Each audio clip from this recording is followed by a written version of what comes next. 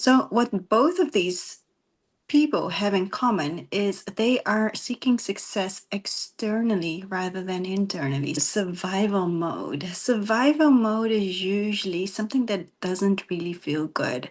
And in all duality, sometimes it can even feel safe. But in actuality, it doesn't feel safe. It's when our nervous system is not in homeostasis, but it's in on tilt. So it could be yourself sabotaging yourself. It could be living on autopilot. There shouldn't be any abuse at all.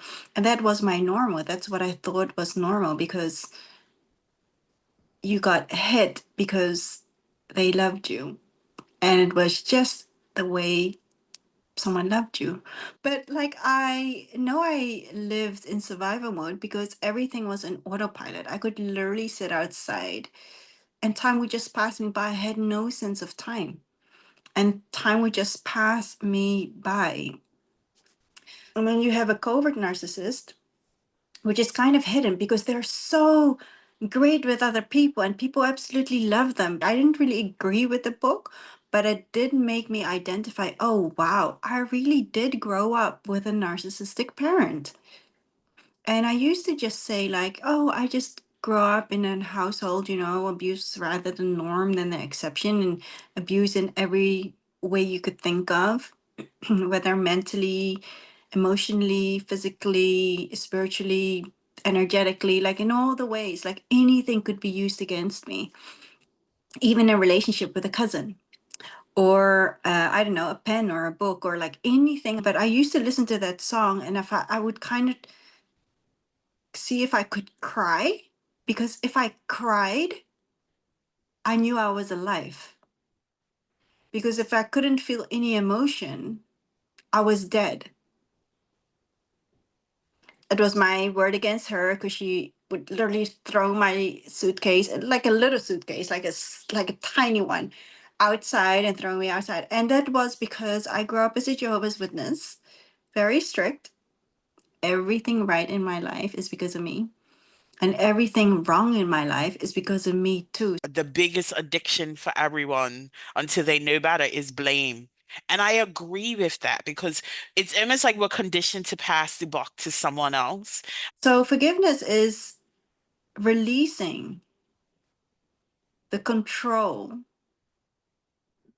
and the enslavement to that person and to that experience.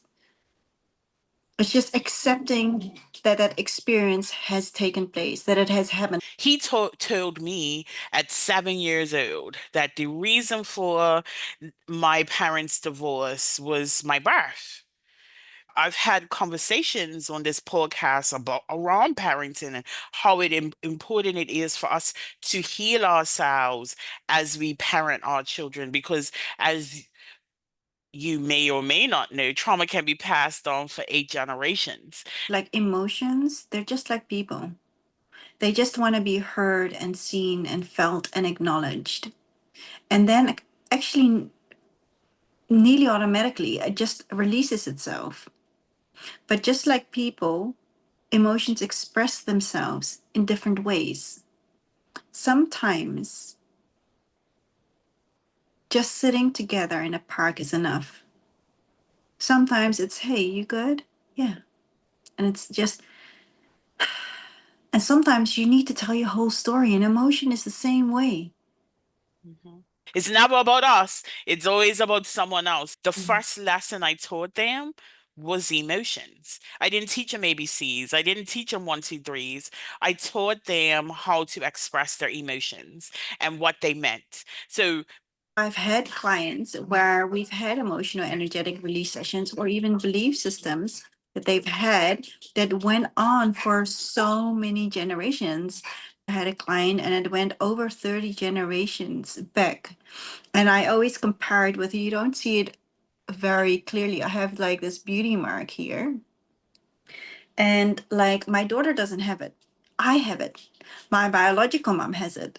Her mom does not have it, but her mom does have it. DNA is a code that gets passed through. Just like diabetes runs in the family, or asthma, or whatever it is, or like red hair or blonde hair, black hair.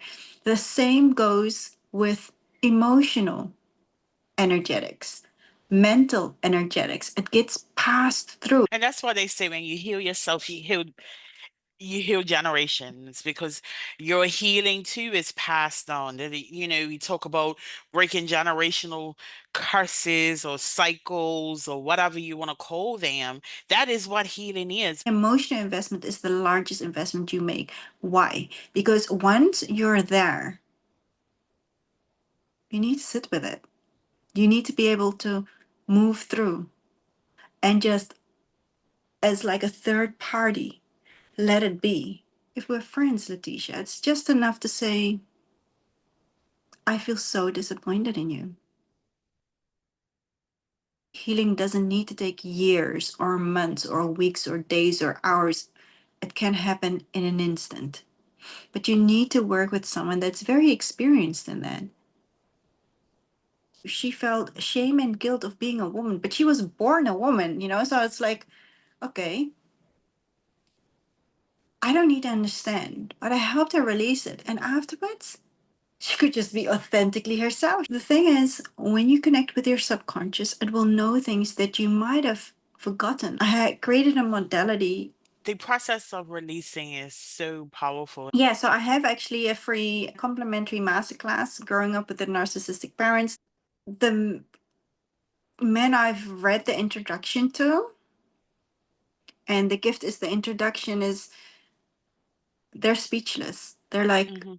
I feel like you've known me my whole life. I just want to remind you, you were not built to break, but you damn sure were not built to just survive.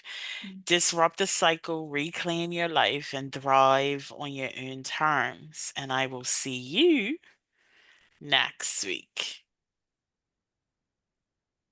But here's the truth, you're not broken, you're just unfinished.